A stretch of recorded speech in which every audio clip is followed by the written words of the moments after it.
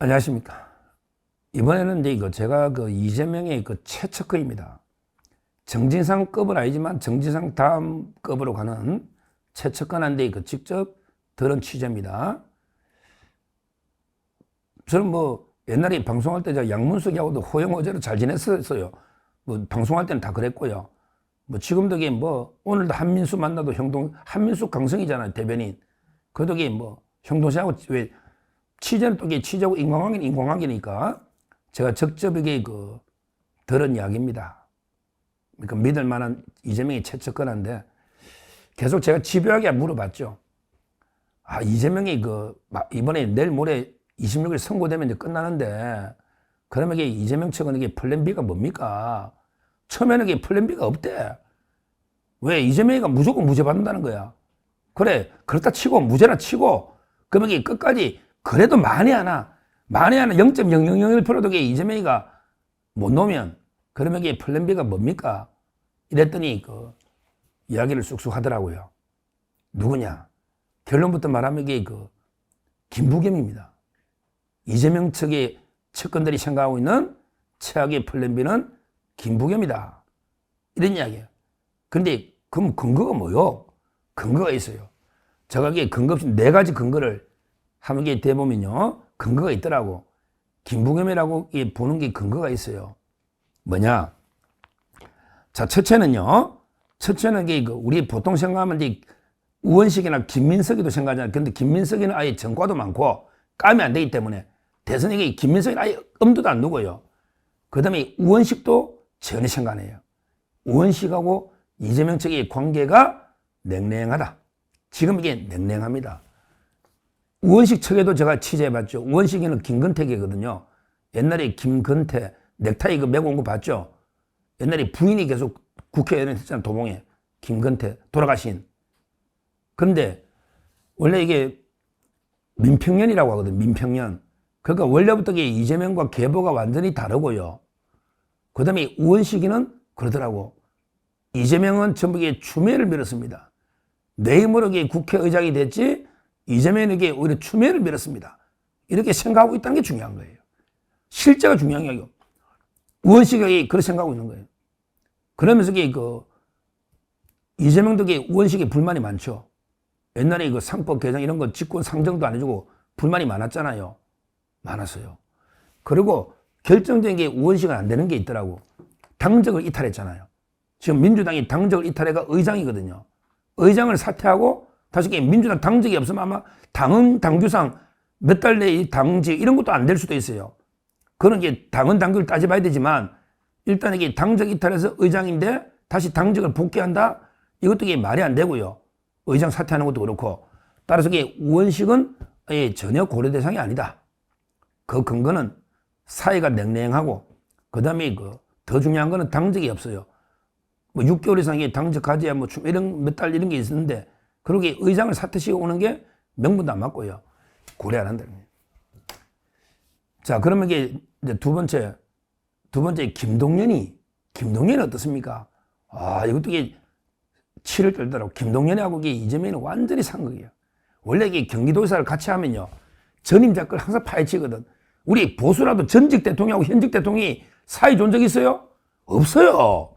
박근혜 대통령 때 이명박 대통령 감사했다고 얼마나 서로 사이 안 좋았습니까?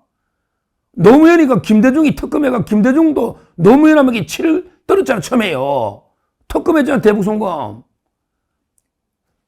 김동연이가 이재명이 자료들 북한이나 이런 거 많이 갖다 주고 정책을 다 뒤엎어버렸다고 이렇게 생각하고 있더라니까? 그거 찾아보니까 맞아. 그러고 김동연이하고 원래 뿌리가 안 맞잖아. 전략적으로 만나 공천 준 거지. 전역에 과거에 걸어온 길에 보면 공통점이 없잖아요. 그러니까 김동연이는 아예 치를 떨더라니까. 자기들에게 이재명의 정책을 다 지웠다고 보는 거야. 또 실제 맞고. 저에게 여러 개 찾아보니까 사람도 그렇고요. 그러기에 원래 전형적이 사회가 좋을 수가 없어요. 대부분은. 그래서 김동연 지지 안 되는 거는 아예 체크나더라고. 그럼 세 번째 바둑이는 어떻습니까? 김경수는 어떻습니까? 했더니 친문하면 이재명 측은요 반감이 엄청납니다. 이재명보다 더합니다. 모든 게 문재인 때문이야. 특히요, 저 직접 들었잖아요. 공공연하게 이재명이가 0.73 전개 문재인 때문에. 이 문재인이가 그때 왜 문재인 때문이냐, 인마. 이재명이 이랬더니 돈 좀 뿌리라는데 안 뿌렸다는 거야. 다른 것도 이게 잘못이지만. 이재명이 대선 백서의 패배 원인이 1호가 문재인의 부동산 정책 실패입니다. 확인해 보세요. 그때 우상호가 쓴 겁니다. 우상호가.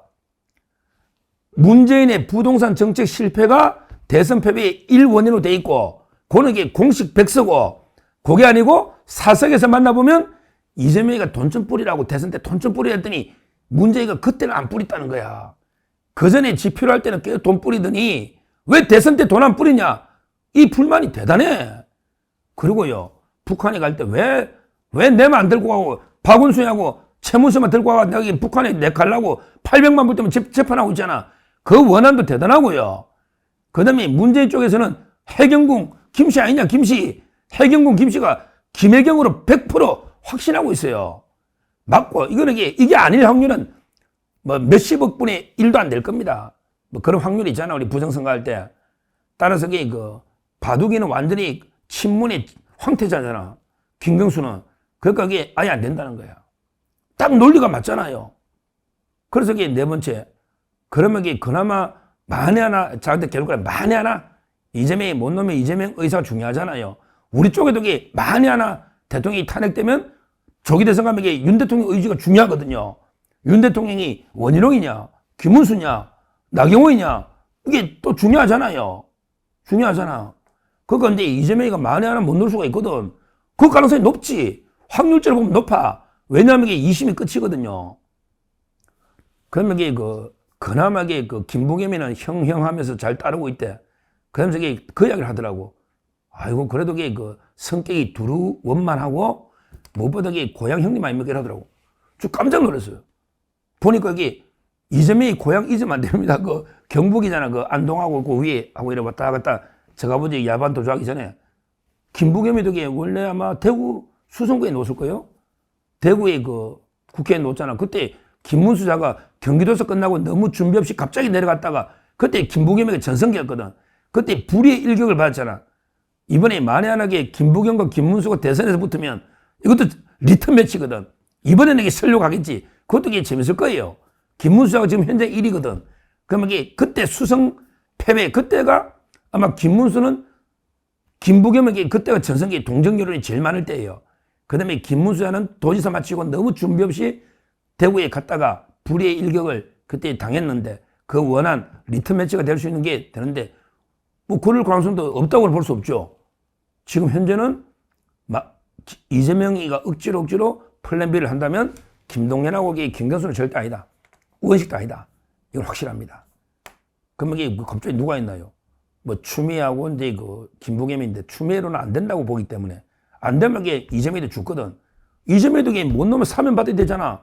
아니 나이가 있으니까 이재명이도 자기 확실하게 사면해 줄 사람, 대통령도 마찬가지로 사면해 줄 사람 필요하거든요. 그러면 이기게 되거든.